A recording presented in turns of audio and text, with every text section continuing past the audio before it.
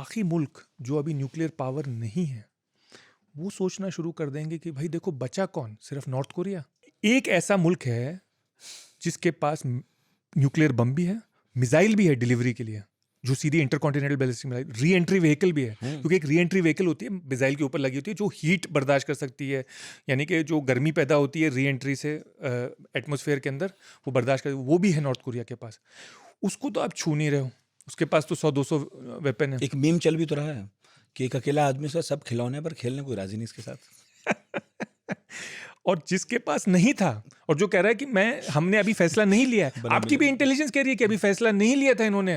2003 से एक फतवा था खमेनी का कि नहीं बनाना है न्यूक्लियर वेपन, बल्कि शायद वो अब उसको रिग्रेट कर रहे होंगे, वो पछता रहे होंगे कि क्यों मैंने 2003 में ऐसा कहा, अगर होता तो मैं अभी नॉर्थ कोरिया की तरह सेफ होता। उन्होंने तो बल्कि हाँ, तो क्या इससे ये प्रतिस्पर्धा बढ़ेगी? क्योंकि जिस तरह से अब MBS एक नया नेता सऊदी में उभर रहा है, जिसके पास पैसा भी है, एक्सेस भी है, और जो ये देख रहा है कि अमेरिकन प्रेसिडेंट से उसकी बननी बंद हो गई धीरे धीरे ना, बाइडेन से बहुत अच्छी बातचीत थी, ट्रम्प से भी कोई पटरी खा नहीं रही, तो एक तरह सऊदी अरब भी सोच सकता है कि धीरे धीरे जिस तरह अमेरिका के इंटरेस्ट कम होते जा रहे हैं और हमें जिस तरह से वर्चस्व बनाए रखना है मुस्लिम उम्मा पर, तो ये भी ठीक है कि हम भी बना लेते हैं। मतलब ये तो ऐसे ही लग रहा है, अगर ईरान ने बना लिया तो आप इसमें गारंटी लीजिए कि टर्की और सऊदी भी बनाएगा, और ईरान भी अब कोशिश तो करेगा, रेस तो करेगा। अगर बच गई सरकार तो रेस तो करेगा, पर अब कितना कामयाब होगा ये कह नहीं सकते। और तेज ना हो गया, बल्कि इससे शायद और तेज हो गया। और भी मुल्क सोचेंगे इसके बारे में, मिसाल के तौर पे साउथ कोरिया, मिसाल के तौर पे ये भी हो सकता है कि जापान सोचे इसके बारे में। कल मैं जापान के अखबार पढ़ रहा था, वहाँ पर लगातार जापानी सरकार पर दबाव है कि वो अपने डिफेंस बजट को 3% लेकर आए। अमेरिका चाहता है ऐसा, और जापान का कहना है 2027-28 तक 2.5% लाएंगे। पर जापान अब ये भी सोच रहा है अंदर ही अंदर, जो नई पीढ़ी है, एक बार हमारे एक्सपर्ट भी है वो भी कह रहे थे कि भाई अमेरिका का हाल जब देखते हैं हम लोग, तो उसके बाद लगता है कि अपनी सुरक्षा खुद ही करनी है, तो अब बचा ही क्या, टेक्नोलॉजी तो है ही, सेना भी शुरू करते हैं और हथियार भी शुरू करते हैं और बम भी बनाते हैं। फिर जापान की टेक्नोलॉजी इतनी हाई लेवल की है कि जापान 6 हफ्तों में बना सकता है न्यूक्लियर वेपन, 6 हफ्तों में।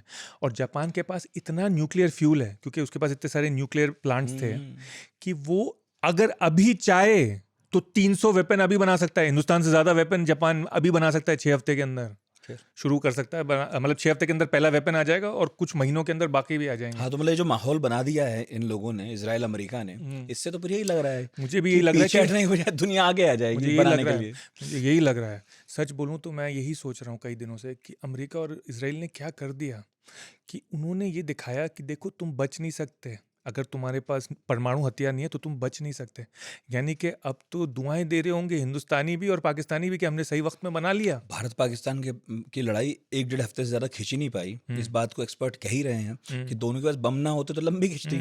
बम है तो दोनों को मालूम है कि तुम कर तो रहे हो, मगर इससे आगे नहीं जा सकते हो। और इसमें एक और खतरा है साहब, जो लोग अभी हिंदुस्तान में इससे वाकिफ नहीं है, कि चीन पागलों की तरह हथियार बना रहा है। चीन के पास पहले बहुत कम न्यूक्लियर वेपन थे। चीन बिलीव नहीं करता था ज़्यादा न्यूक्लियर वेपन में, वो डिफेंसिव वॉर में ही बिलीव करता था कि अगर आपने हमारे ऊपर इस्तेमाल किए तो हम करेंगे। पर पता नहीं क्या हुआ कुछ साल पहले, 2-4 साल पहले, कि शी जिनपिंग ने डिसाइड किया कि इनके पास तो हज़ारों हैं, अमेरिका और रूस के पास, और हमारे पास, हम जो इतने अब ताकतवर हो गए हैं, पैसा भी है, समृद्ध भी हैं, हमारे पास इतने कम हैं।